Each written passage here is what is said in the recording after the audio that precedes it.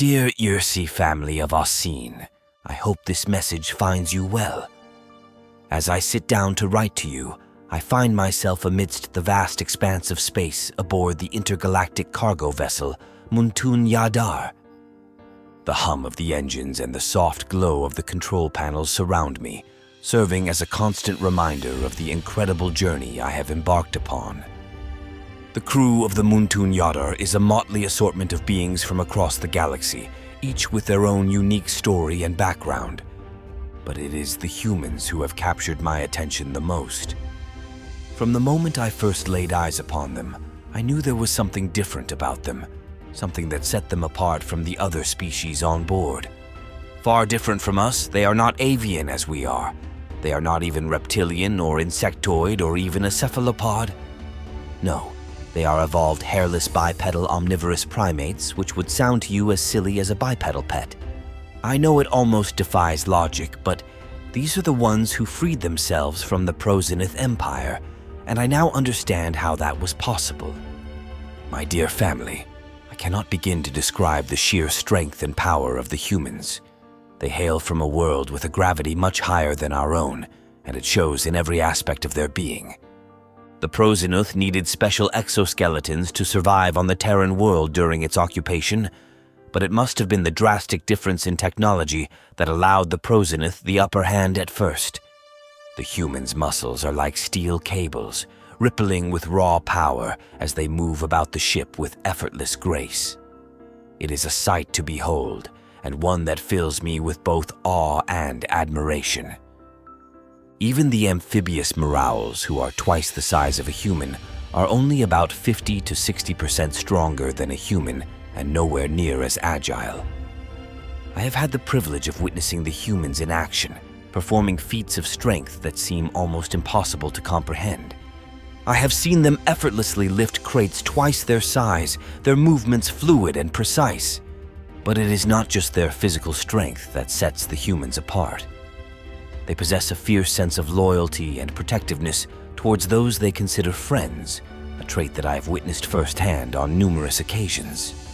When danger looms on the horizon, it is the humans who are quick to come to the aid of their comrades, their resolve unwavering in the face of adversity. I have seen them stand firm against threats both internal and external, their courage serving as a beacon of hope for all who stand beside them. There is a ferocity to their loyalty that is both awe-inspiring and terrifying, for they will stop at nothing to defend those they hold dear. It is a quality that I greatly admire. One time, a Geeson cargo operator named Jimk, who had befriended a group of humans, was ordered to give up half his rations to a Moral security officer. He was about to give up his meal to the Moral when a human stood between them and spoke. "Is that extra serving worth having an embarrassing moment?" he questioned. The giant Moral, who stood at over 2 meters in height, with his 4 arms and greater strength, could defeat the human easily if he tried. Or at least I thought he could. The Moral officer angrily tried to grab the human, but as I mentioned before, the humans are not just strong, they are agile. The human simply kept dodging every one of the Moral's attacks as if he knew exactly where to move. I soon lost count as to how many times the Moral found himself throwing a blow but hitting nothing.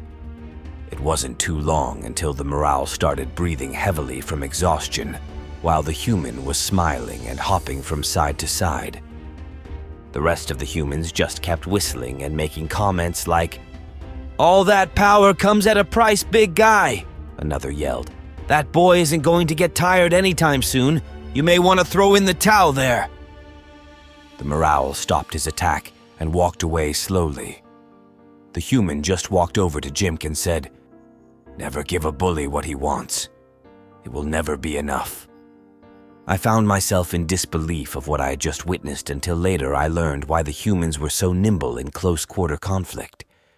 In addition to their physical prowess and fierce loyalty, the humans possess a penchant for a savage sport known as mixed martial arts. It is a brutal contest where 2 opponents face off against each other in a display of raw strength, technique, and determination. The goal is simple: to pummel or strangle your opponent into submission using their fists and legs. I must confess, my dear family, that I find the appeal of such violence to be both perplexing and unsettling.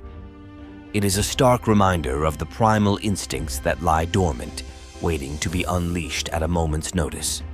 And yet, despite my reservations, I cannot deny the undeniable thrill that comes from watching the humans engage in this brutal spectacle. To further cultivate their strength and endurance, the humans demanded that a gym be built on board the Muntun Yadar. It is a small section of the cargo vessel, but it is filled with heavy weights and exercise equipment designed to push their bodies to the limit. I have watched in awe as some of them spend hours each day honing their skills and pushing themselves to new heights of physical fitness. The dedication and discipline of humans never ceases to amaze me. They approach their workouts with a singular focus and determination, pushing themselves to the brink of exhaustion in pursuit of their goals. It is a testament to their indomitable spirit and unyielding resolve, and it fills me with a sense of admiration and respect. Though the humans may be the second strongest beings on board the Muntun Yadar, they are not the only formidable ones. The morale security officers I spoke of earlier, with their towering stature and imposing presence, possess a strength that is mightier than the humans. It is said that only they can lift more than their human counterparts, a fact that I have witnessed firsthand during my time aboard the ship. But my previous estimation of the power difference is only a best guess. Another incident involving the humans worth mentioning was a time when a Vergot crew member succumbed to space madness and went on a violent spree. Normally, such individuals are dealt with swiftly and lethally. Their rampage ended before it could inflict any additional harm. However, the humans reacted differently to this incident, choosing to handle the situation in a manner that I found both surprising and enlightening. Instead of resorting to lethal violence, as many other species would have done, the humans banded together and used their collective strength to subdue the Vergot without causing grave harm to his insectoid body. It was a display of remarkable restraint and compassion, one that I will never forget for as long as I live. And when the Vergot was finally subdued, the humans took him to receive the medical treatment he so desperately needed, ensuring that he would be given a second chance at life. These incidents, among others, have shown me just how peculiar humans can be. They possess a unique blend of strength, resilience, and compassion that sets them apart from all other species in the galaxy. They are capable of great violence and brutality, and yet they are also capable of great kindness and empathy. It is a paradox that I find both perplexing and fascinating, and one that I am grateful to have the opportunity to witness firsthand. In closing, my dear family, I must confess that my time aboard the Muntun Yadar was nothing short of extraordinary. The humans have taught me much about the true meaning of strength and resilience, and I am grateful for the lessons they have imparted to me. But in closing this transmission, I will repeat a saying the humans have taught me. Humans can be your best friend or your worst enemy. I believe this to be a simple yet accurate way to define humanity. Yours devotedly, Tilladoc of the Irsi family of Osine.